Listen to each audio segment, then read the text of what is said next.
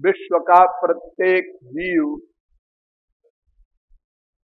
बिना किसी के सिखाए पढ़ाए ही नेचुरल एकमात्र आनंद ही चाहता है। क्यों? इसलिए कि आनंदो ब्रह्मेति बेजानात, वेद कहता है कि भगवान का दूसरा नाम है आनंद। और प्रत्येक जीव भगवान का अंश है। ममैवांशो जीवलोके जीवभूत सनातना। इसलिए प्रत्येक जीव आनंद का अंश हुआ और आनंद का अंश होने के कारण केवल आनंद ही चाहता है। कोई भी मतावलंबी हो, वृक्ष से लेकर ब्रह्मा तक, सब केवल आनंद चाहते हैं और सब आनंद के दास हैं, सेवक हैं। जीवेर स्वरूप है कृष्णेर नित्य दास। गौरांग महाप्रभु ने कहा कि प्रत्येक जीव श्री कृष्ण का दास है, क्योंकि आनंद का दास है। आनंद के लिए प्रतिक्षण हम लोग प्लानिंग, प्रैक्टिस करते रहते हैं। जितना संसार हम इकट्ठा करते हैं केवल अपने आनंद के लिए, माँ से, बाप से, भाई से, स्त्री से, पति से, अनेक सामानों से अपना आनंद चाहते हैं, अपना आत्मा का आनंद, केवल अपना आनंद। सुर नर मुनि सबकी यह रीति, कोई हो तो आनंद रूपी भगवान का अंश है जीव, इसलिए आनंद का दास है। इसलिए सेवा करता है प्रत्येक व्यक्ति, अपनी सेवा। वो सेवा दो प्रकार की होती है, एक फिजिकल, एक स्पिरिचुअल। अर्थात एक शरीर संबंधी, एक आत्मा संबंधी। बस जो शरीर संबंधी ही सेवा करता है वो बुद्धू है, और जो आत्मा संबंधी सेवा करता है वो बुद्धिमान है। इतना सा अंतर है। सेवा सब कर रहे हैं, करना पड़ेगा, और कुछ कर ही नहीं सकते, क्योंकि हमको आनंद चाहिए। आनंद के लिए हम प्रयत्न करेंगे। अब बुद्धि ने जैसा कहा, यहां आनंद है, वहां भाग पड़े। फिर बुद्धि ने कहा यहां नहीं है, यहां है, वहां भाग पड़े। बस आनंद के लिए हम भागते फिर रहे हैं। आत्मा का आनंद भगवान से ही मिलेगा। शरीर का आनंद संसार से ही मिलेगा।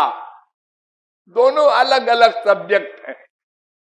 आत्मा भगवान का अंश है, इसलिए आत्मा का आनंद परमात्मा से मिलेगा। और शरीर माया का बना है और संसार माया का बना है, इसलिए शरीर का सब्जेक्ट संसार है। ये जो 5 ज्ञानेंद्रियां हैं, इनका जो सब्जेक्ट है शब्द, स्पर्श, रूप, रस, गंध, हम यही तो चाहते हैं संसार से। लेकिन हम ये भूल जाते हैं कि हम शरीर नहीं हैं, आत्मा है। हम बोलते भी तो हैं, हमारा शरीर कमजोर हो गया, हमारा शरीर बूढ़ा हो गया, हमारा मन खराब हो रहा है, हमारी बुद्धि बिगड़ गई, ये सब हमारे हैं। जो हमारा है वो हम नहीं हो सकता। ये तो हम का है ना, हमारा है। ये हम कौन है? जो हमारा ना हो वो हम है। वो हम है आत्मा, जीव, जो शरीर छोड़ने के बाद जब चला जाता है तो हम इस शरीर को मिट्टी कह देते हैं और बड़े बड़े प्यार का दावा करने वाले माँ बाप बीबी पति घर से बाहर निकाल देते हैं। मर गया, हाँ बाहर बाहर, घर के बाहर ले जाओ तुरंत। अब उसकी इंपॉर्टेंस जीरो हो गई। तो वो जो निकल गया वो आत्मा है, जीव है। उसका जो लक्ष्य है वो भगवान की सेवा। तो आध्यात्मिक सेवा नंबर 1, संसार की सेवा नंबर 2। संसार की सेवा से संसार मिलेगा, भगवान की सेवा से भगवान मिलेंगे। पर अलग अलग सब्जेक्ट है दोनों, तीसरी कोई चीज नहीं। एक जीव, एक संसार, एक भगवान, 3 तत्व है अनाद्य अनंत। तो जीव के लिए 2 तत्व बचे, एक भगवान एक माया, माने संसार। तो संसार ब्रह्मलोक तक है। स्वर्गलोक आप लोग नाम सुनते हैं ना, वहां भी माया है, वहां भी आत्मा का आनंद नहीं है। आत्मा का आनंद केवल श्री कृष्ण के पास है, भगवान के पास है। तो इस प्रकार सेवा भी 2 प्रकार की हो गई, एक संसार की सेवा, एक भगवान संबंधी सेवा। और सेवा करना पड़ेगा सबको। कोई अपने शरीर संबंधी नातेदारों की सेवा करे, माँ की, बाप की, भाई की, बीबी की, बाल बच्चों की, और कोई भगवान संबंधी सेवा करे, करना पड़ेगा। तो इसमें एक बार ब्रह्मा के पास उनकी 3 संतान गई, देव, मानव, दानव। और ब्रह्मा से कहा कि पितामह जी उपदेश दीजिए कुछ। तीनों बैठे थे तो ब्रह्मा ने तीनों की ओर देखा और कहा दा दा दा, और चले गए। हो गया लेक्चर, दा दा दा। अब देवता लोग मीटिंग करने लगे, भाई ये पितामह जी ने दा कहा, क्या मतलब है इसका। और मनुष्यों ने भी विचार विमर्श किया, दानवों ने भी विचार विमर्श किया, ये दा माने क्या। कहे पितामह जी से पूछे तो उन्होंने कहा दाम्यत दत्त दयाध्वम। देवताओं से कहा कि तुम लोग इंद्रियों पर दमन करो, स्वर्ग में बहुत सुख होता है ना। तो सब देवता विषयी हो गए, भगवान को भूल गए। और मनुष्यों से कहा देखो तुम नंगे आए थे इस संसार में, और शरीर भी धरा लिया जाएगा यहीं पर, निराकार जाओगे। तो यहां तुमको जो कुछ मिले वो भगवान का मानो, अपना न मानो। दान करो, दान करो। दत्त और दानवों से कहा कि तुम लोग अपने स्वार्थ के लिए हिंसा करते हो, मर्डर करते हो, दया करो, दया करो, नहीं 84 लाख में घूमोगे।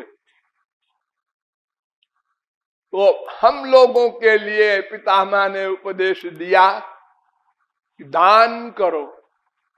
तुलसीदास ने भी लिख दिया, प्रकट चारि पद धर्म के, काली मह एक प्रधान, ये न के न विधि दान दीनऊ, दान करई कल्याण।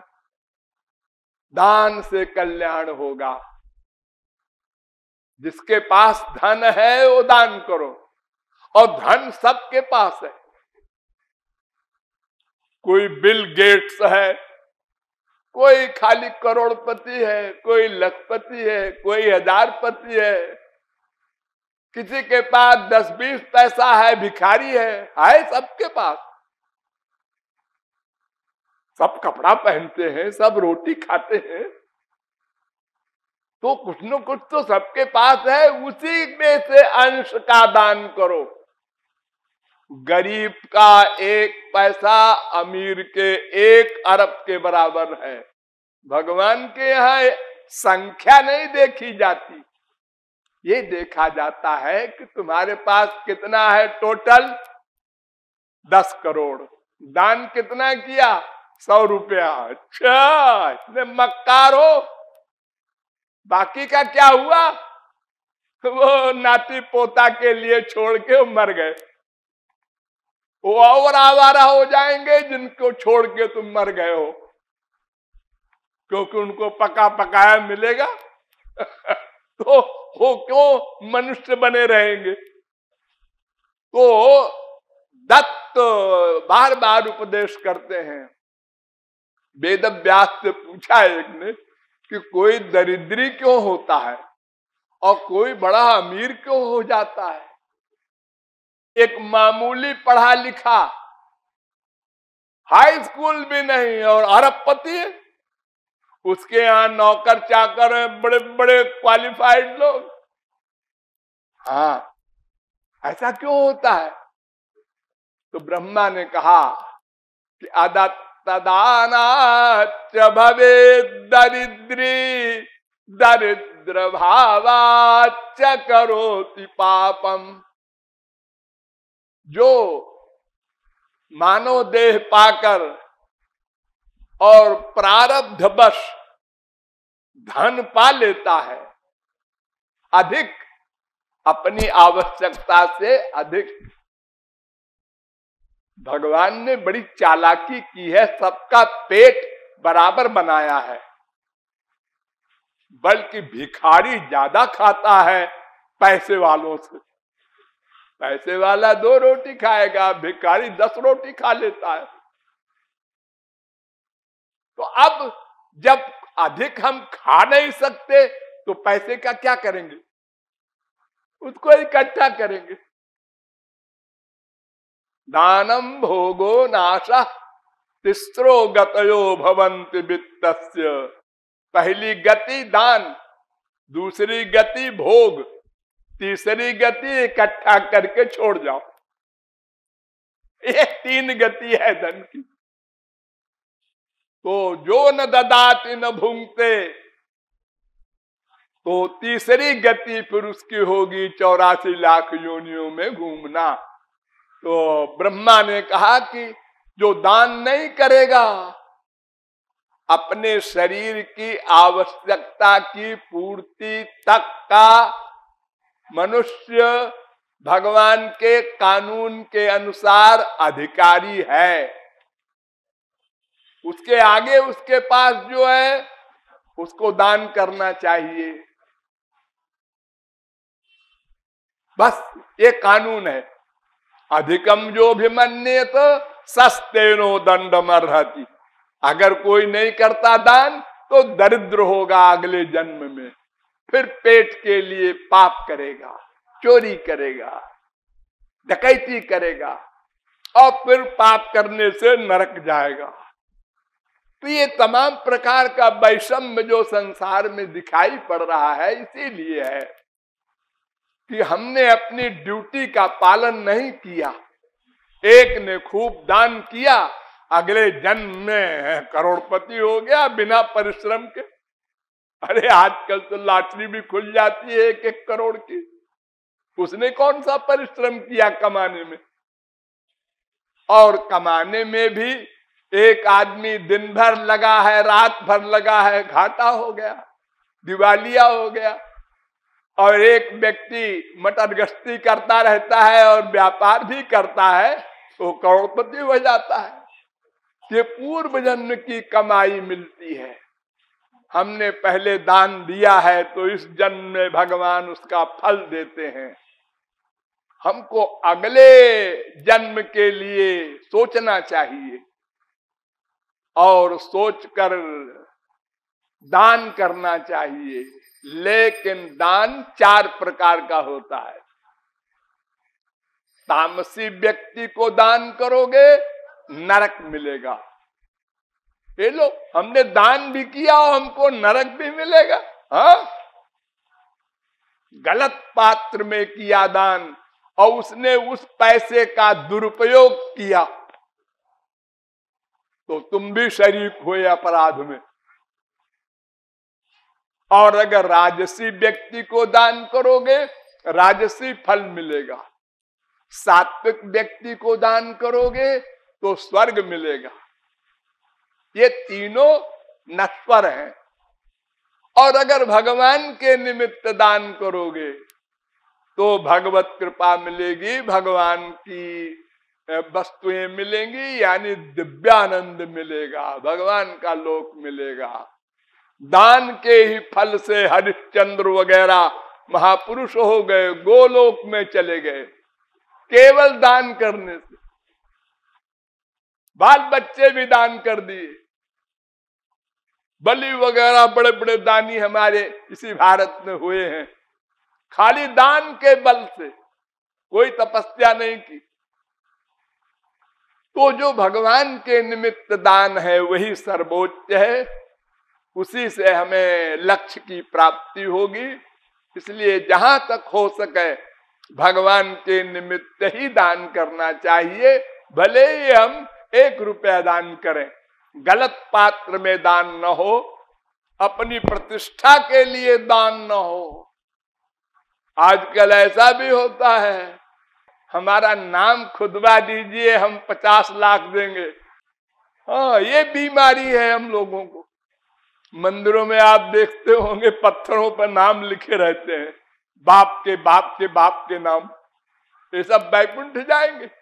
अगर दान करके और आउट कर दिया तो दान का फल नहीं मिलेगा। एक इंद्र, स्वर्ग का राजा इंद्र, बड़े बड़े ऋषि मुनियों को पालकी में लगाया कहार बना करके। बड़े बड़े ऋषि मुनि डर के मारे पालकी में कहार बने और पिटाई करे हो। उन्होंने कहा इसका पतन करना चाहिए। तो वो विद्वान नहीं था, दान के बल से, अश्वमेध यज्ञ के बल से इंद्र हो गया था। तो ऋषि मुनियों ने चालाकी की। उन्होंने कहा महाराज इंद्र, आप इंद्र कैसे बने थे? उन्होंने कहा मैंने ऐसा यज्ञ किया, मैंने ऐसा दान किया, मैंने ऐसे धर्मशालाएं बनवाई, मैंने ऐसे। वो अपनी सारे दान की बात बोल गया, बस पतन हो गया। मृत्युलोक में कुत्ता बनकर आना पड़ा उस इंद्र को, स्वर्ग के राजा को। तो दान गुप्त होना चाहिए और अहंकार नहीं होना चाहिए कि लोग जाने हमने दान किया। हम लोग एक भिखारी को भी 10 पैसा देते हैं तो अगल बगल देख लेते हैं, ले अरे उसमें भी भगवान बैठा है। जो तुम्हारे अंदर भगवान है वही उसमें है। एक दिन तुम भी ऐसे ही थे। अनंत जन्म बीते हैं सबके और सब प्रकार की दशाओं को भोगा है हम लोगों ने। आज जो है वो कल रहेंगे, ये जरा भी न सोचो। ये परिवर्तनशील जगत है। देखो शरीर में ये कितना चेंज होता है। वो भले ही बिल गेट्स हो, लेकिन जब युवावस्था है, अब बुढ़ापा आया, अब बोलो गेट्स साहब अब तो लठिया लेके चलता हूं। देखो शरीर ने जवाब दे दिया, भोगो दुख। वो पैसा नहीं काम देगा, सब भोगते हैं, क्या करें बेचारे। तो इसलिए हमको दान करना है सही पात्र में। नंबर 2, दान करने में हम उसके बदले की भावना न रखें। अप्रचार हो, हमारा नाम हो, ये भावना न रखें। जहां तक हो छुपा करके दान करें, तो फिर दान का महत्व अंतःकरण की शुद्धि होगी और फिर भगवत कृपा होगी और फिर मरने के बाद हमको आनंद प्राप्ति होगी। इसलिए बहुत बुद्धिमत्ता पूर्वक दान करना चाहिए और दान अवश्य करना चाहिए। नहीं करोगे सीधे तो टेढ़े करना होगा। शरीर छोड़ना है, हाँ अब जाओ तुम। अरे तो ये हमारा सब कुछ बनाया हुआ, अरे जाओ जाओ, बनाया हुआ तुम्हारा छोड़ जाओ। अजी मैंने बड़ी गाड़ी कमाई से ये हवेली खड़ी की है। हाँ हाँ ठीक है, मालूम है ये दुनिया भगवान की है।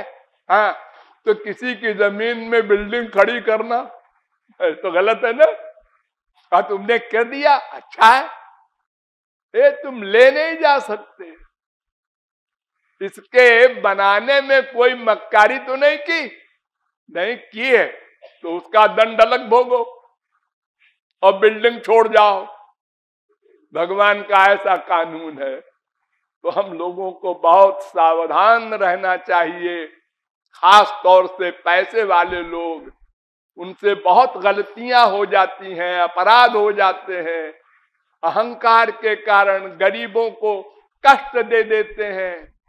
किसी का अपमान कर दिया, किसी को दुख दिया, तो समझ करके संसार में रहना है। सब में भगवान को मान करके और नम्रता पूर्वक, मानवता जिसे कहते हैं, उसका पालन करना चाहिए। ऐसे दान से हमको मरने के बाद भगवान की कृपा प्राप्त होगी और हम फिर अगले जन्म में अगर कुछ कमी रह गई तो थोड़ी साधना करके भगवत प्राप्ति कर लेंगे। आप लोगों को मैं धन्यवाद दूं, इसकी आवश्यकता नहीं है। ये तो संसार में सब एक्टिंग करते हैं कि आप लोगों ने ये बनवाने में सहयोग दिया, बहुत बहुत धन्यवाद। ये जोकरी है, आपकी ड्यूटी थी, आपने किया, इसमें धन्यवाद की क्या बात है। अरे आप भगवान के दास हैं, भगवान का ये मकान है, आप लोगों ने अपनी अपनी ड्यूटी करके सेवा किया, करना ही चाहिए। इसमें अहंकार की बात नहीं है, हाँ साहब मैंने किया, और करना चाहिए, और अधिक परमार्थ की भावना बनाना है और आगे बढ़ना है भगवान के पास। तभी तो हम एक दिन भगवत प्राप्ति करेंगे।